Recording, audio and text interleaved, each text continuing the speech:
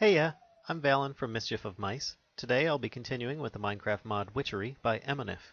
I'll include a couple links in the description for the download and the very comprehensive wiki. Just so you know, I do have multiple mods installed, but we'll only be covering Witchery. Now that's out of the way, let's begin. As before, Peaky will be supervising, and let's see what we're covering today. First, I'm going to go over a few notes on the altar that I did not cover in the previous episodes. Then we're going to go over how to build and use a spinning wheel, how to make yourself some witch's robes and a hat, as well as the benefits of such, and how to make a kettle and some brews. So, start off with the altar. Now, I covered pretty much everything last time. There are a few other details though.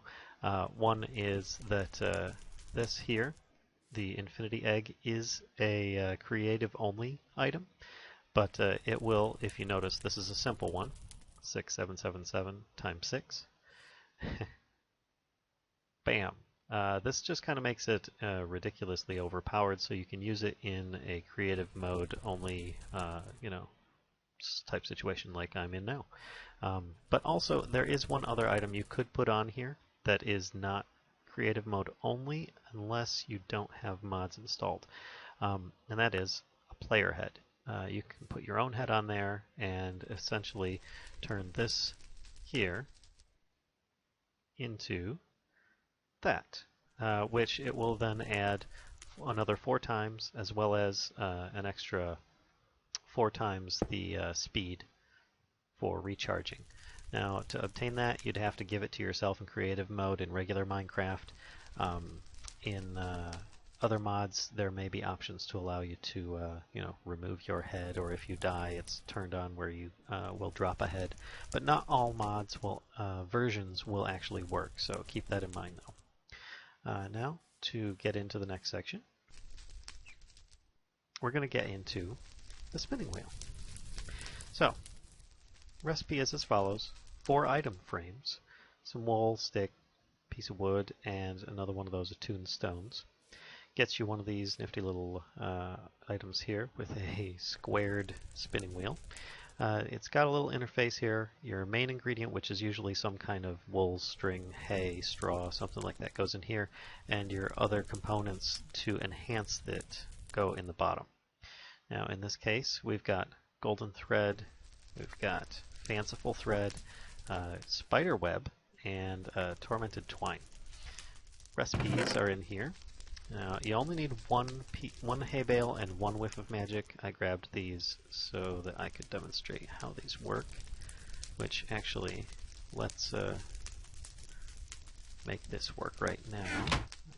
Here's the interface. I'm going to put some hay in here, whiff of magic, and it's going to start going. While that recipe is going, I'm going to explain that that recipe I just put in actually makes golden thread. If you put 4 string, like all in a stack, you don't have to spread them out, you'll get a cobweb, so there's no more need for getting that the silk touch on your tools, because you could actually make cobwebs now. Then you've got the recipe for fanciful thread and tormented twine here, 4 wispy cotton, string, and odor of purity, 4 disturbed cotton, string, and reek of misfortune. Now, wispy cotton and disturbed cotton you get in the dream world. We're not going into that in this episode. That's a whole other thing.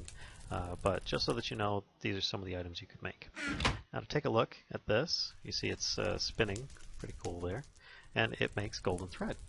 Now, something pretty cool about golden thread is that besides using it to make clothes, it will make gold nuggets.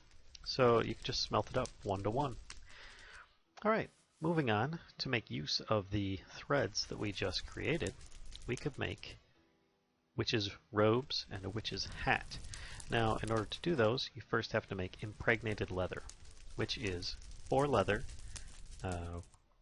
diamond vapor here, and 4 whiffs of magic.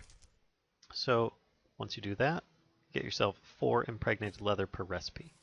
Take that with some of the golden thread and a piece of glowstone, and you'll get a witch's hat. You take 7 of the impregnated leather, piece of golden thread, and a creeper heart, and you'll get witch's robes. How do you get a creeper heart, and what good is it? Well, you can get those as special drops from creepers, specifically using your Arthana here, and to increase the drop rate on that, You can actually eat it. I would not recommend it. But otherwise you can use it to craft a recipe. Now these are just, they're not that strong for defense. They'll only give you the same as leather armor. I'm already wearing witch's robes that I've dyed. As you can see, they're in a green color. But you can see the hat gives you a 35% increased chance of getting a secondary brew. And that works with the kettle over here, which is what we're going to be doing after this. Now, you can see that the witch's robes have a really cool secondary effect besides that bonus for making brews, and that is that creepers will ignore you, which I find very wonderful, especially when you've got all this setup and then one day you just didn't quite get to your bed in time and suddenly, boom, creeper blows you up and half of all your work is gone. Well, wearing witch's robes ensures that you'll be safe from that situation. But moving on, we're going to go to the kettle. Now the kettle, as well as many other things, are actually powered by the altar. And this is, so it needs to be within range of that, and therefore your Arthana, once again, will be very useful. But, let's see, get rid of these items here, because I'm going to need the inventory space. We're going to show you how to create one first. First things first, you're going to need another one of those attuned stones. If you notice, each one of these attuned stones is a diamond, so making this stuff is not exactly cheap. But eventually, it's, oops, that's not what I wanted. The kettle, eventually you'll get there, it's just not beginning game stuff. So, the kettle, when you set it down, actually kind of hovers in mid-air. That's so that you can make it look as you would like it to. You know, if you put some stone walls next to it, this is how it would end up, or some stairs, blocks, however you want it to look. You could even have it freestanding if you want, but just so that you can see what it looks like when you first lay it down. Now, if you look, let's see, this one actually is a really good example. There's a bounding box, little black line around the outside edge. Anything you throw into the kettle, if it hits that box, will go into the kettle. So you don't need to worry about dropping things into the fire. But if you have it raised up like this, then you'd need to worry about it because the bounding box ends here. And therefore anything below that, if you miss it, ends up going in the fire and gets burnt up. So just keep that in mind. It's usually best to have it sunk into the floor or some kind of protection in front of it so that you don't accidentally burn your stuff. So, it always will need some water in it. Luckily in this case, it's just one bucket, not 3 like the cauldron. But then you add in extra ingredients on top of that. What ingredients are those? Well, there are a ton of ingredients that you would need for making infusions, brews, and so on. Speaking of, if you need a beginner's guide for it, this is the recipe here with Odor of Purity at the bottom, as we've seen on multiple other recipes for making the little instruction books. It's pretty good, shows you the basics on it, you know, with a bunch of pages for how to make some brews. But today, we're going to make redstone soup. This is one of the more complex recipes as it has a lot of steps to make some of the ingredients. It's not very difficult, just takes a bit of doing to do. So to start, redstone dust, tongue of dog, belladonna, mandrake root, wool of bat, and a drop of luck. Now, this obviously is easy, that's easy, we already know that one. Wool of the bat, that is just a witchery drop from killing bats. Once again, use your Arthana. Tongue of dog, that is not from your standard wolves. That is from a hellhound, which you'll only find in the nether. I'm going to spawn one here. They usually show up in groups, so you want to be careful because a pack of them can be pretty vicious.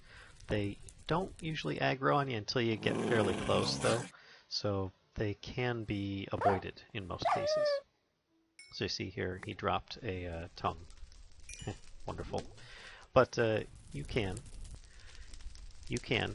actually get their head to drop as well. Not that that's actually going to work in the same way a player head does on the altar, but just so that you know it can drop as well. Anyway, moving on. The last item here that is actually the difficult one is the drop of luck. So that is going to be made from, here, let me grab it here and show you the recipe. As we have here, mandrake root, nether wart, tear of the goddess, refined evil, and mutandis extremis, all in a cauldron.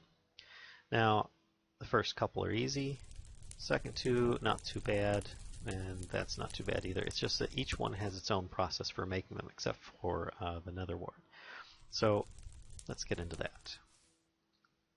What we're going to do next is tear of the goddess. First, breath of the goddess and a piece of lapis lazuli in a distillery that has to be powered. And you'll get the following results. Tear of the goddess with a magic foul fume and slime ball. Now to get the refined evil, it's a bit more complex. It is a similar recipe where it's just diamond vapor and a gas tear, but the diamond vapor you need to take a diamond and oil of vitriol to get. And to get oil of vitriol, you'd need a foul fume and quicklime to get. So you can see there's multiple steps for this, and this is why I recommend that you make yourself a store of different fumes as you create them, so that you don't have to stop everything you're doing to make a new one. But anyway, moving along, let's say we boiled up the diamond vapor there, and we get this following here: odor of purity, wreak of misfortune, refined evil, and foul fume. Take those two as well as all the other ingredients for the the drop of luck as above, and we head over to the cauldron so we can make the mutandis extremis. And all it is just nether wart followed by mutandis tossed into a boiling cauldron, and you'll get something to pop out. Now the drop of luck, you'd think at this point, well, I've got all the ingredients, right? And you toss them all in here, and look, it's green, but it's not doing anything. Well, that's because sometimes the cauldron actually needs power in order for things to work. Once again, the altar. So this is, for example, what it looks like when you've got a potion ready to go, but it doesn't have all the necessary items hooked up for it. So let's go to the area where I do. This is a ritual set up around a cauldron to help it process better, if you will. It is also closer to my altar, which is just right over there. And you can use it to help negate side effects and reduce the cost of the power as well with these ritual chalks. And there's more to it than that as well. This is a really, really useful book here. Witch's Brews. Probably the simplest one, and I would recommend you make this one very first. I hate that I brought this up at the very end of the 3-part basics series, but it is really good for it. So it takes you through just about everything, how to make your own brews and so on. An introduction on how to make it all, and then let's see, crafting. You can even get into mutandis, mutandis extremis, drop of luck. Takes you through how to make each and every one of those. So, if you're wondering how to make these marks on the ground, you'll need a piece of one of these ritual chalks, which is just crafting wood ash, gypsum, and tear of the goddess. We'll get you a couple pieces. And one piece should last you through about this much. You know, they do have a little durability on them, but also they're pretty darn cool for just decorative purposes. Now, moving on, let's actually go get those ingredients. Okay, next I'm going to show you how to make that drop of luck. Start off in order: mandrake root, nether wart, tear of the goddess, refined evil, and mutandis extremis. And as usual, you get your particle effects going on, swirling around over top. It should pop out a drop of luck. There we go. Pick that up, as well as our other ingredients that we have here, which I'm just going to manufacture in my inventory. And then you're ready to start making redstone soup. So, in any order in the kettle, which is, I find, very useful.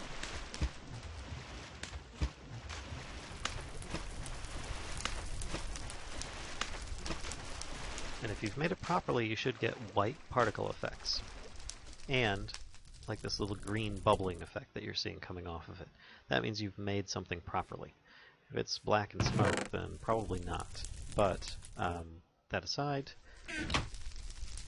You then take yourself some glass bottles and scoop, and get yourself redstone soup. So, what good is redstone soup? It has a lot of uses. 1, in crafting. 2, you can actually drink the darn thing, and I think you get 2 uses out of it. Get yourself a health boost, which I'll do towards the end there, because it puts a bunch of particle effects on myself. But one of which is the chalice. It then takes your 1 times base power into a 2 times base power. Let me grab this here. Just put this, whoops.